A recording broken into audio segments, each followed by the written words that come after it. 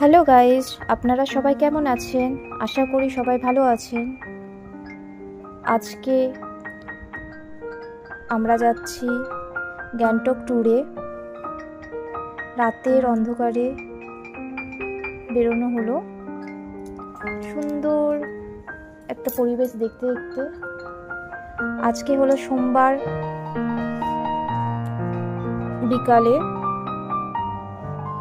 এখন যেহেতু রাত্রেবেলা বের হয়েছে, এখন রেস্টুরেন্টে কিছু একটা খাবার খেয়ে আমরা বেরিয়ে পড়ব রাতের অন্ধকারে পাহাড় দর্শন করতে। তার সাথে সাথে আপনারাও চলুন, পাহাড় দর্শন করুন রাতের অন্ধকারে। রাতে অন্ধকারে যে ছোট ছোট লাইটগুলো জ্বলতেছে, সত্যিকারে কি যে অসাধারণ লাগতেছে, বলেই বোঝানো অসম্ভব। এক শান্ত পরিবেশে পাহাড় দর্শন করতে করতে যাওয়া, যেন মনে হচ্ছে অচেনা এক পথে পাড়ি দিচ্ছি।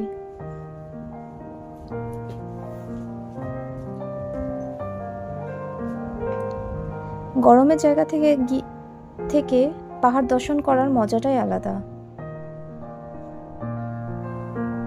গান শুনতে শুনতে অন্ধকার এই রাস্তায় পাহাড় দেখা। রাস্তাতে লোকও ছিল না, খুব কম লোক ছিল। আমরা রওনা দিয়েছি বিকাল 7টার সময়। খাওয়া দাওয়া করতে আধা ঘন্টা লেগেছিল। তারপরে পাহাড়ের উদ্দেশ্য। আমাদের বাড়ি থেকে পাহাড় বেশিটা দূর না, তাও বাগডোগরা থেকে গ্যাংটক 4 ঘন্টা রাস্তা।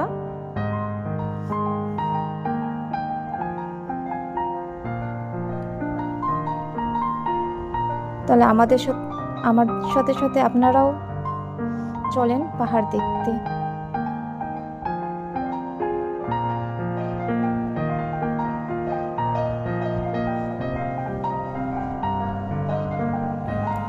গ্যাংটক আমাদের বাড়ির সামনে থাকলেও আমার গ্যাংটক কিন্তু ফার্স্ট ট্যুর।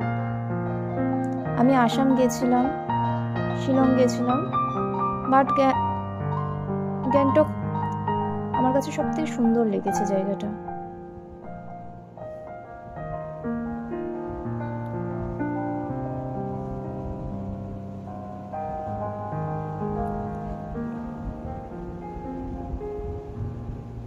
ব্রিজটা এটা কত সুন্দর বানিয়েছে, আমাদের ইন্ডিয়া পতাকার কালার।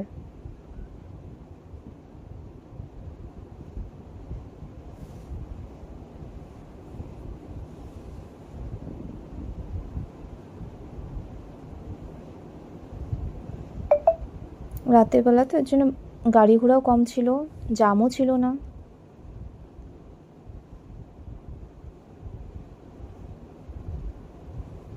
নির্ঝুম পরিবেশে পাহাড় দর্শন।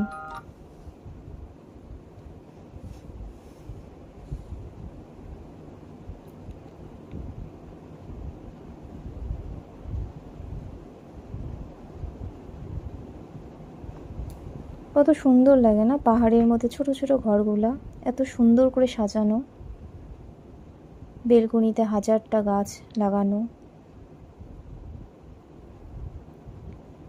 অসাধারণ একটা পরিবেশ।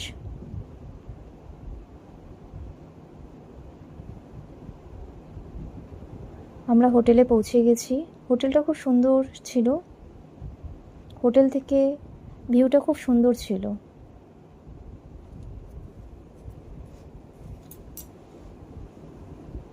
তো আজকের জন্য বাই, আবার দেখা হবে কালকের ব্লগে। Bye bye.